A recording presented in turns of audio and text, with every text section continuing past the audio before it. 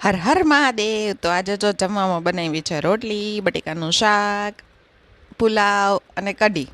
તો આપણે મસ્ત મજાનું જમીને પછી સાંજે બનાવી આપણે મેગી બનાવી, પણ વેદે ક્યારેય મેગી ખાધી નથી કે જોઈ નથી. એને પહેલી વખત ટ્રાય કરાવી છે આપણે, પણ એને કંઈ ખાસ એવી ભાવી નહીં અને ખાતા પણ એવડી નહીં, પણ આપણે બધી ખાઈ ગયા, આપણે એન્જોય કરી મેગી. મને બહુ જ ભાવે મેગી, તો આપણે ખાઈ લીધી. પછી આપણે મેગી ખાઈને ગયા મંદિરે આરતી કરવા માટે. તો તમે પણ આરતીના દર્શન કરી લ્યો. હું શંકર ભગવાનના મંદિરે આરતી કરવા ગઈ હતી, તો ત્યાં અમે આરતી કરીને પછી અહીંયાથી ગયા આપણે બારે ગયા. તો બારે કંઈક જાશું તો કંઈક તો ખાશું જ.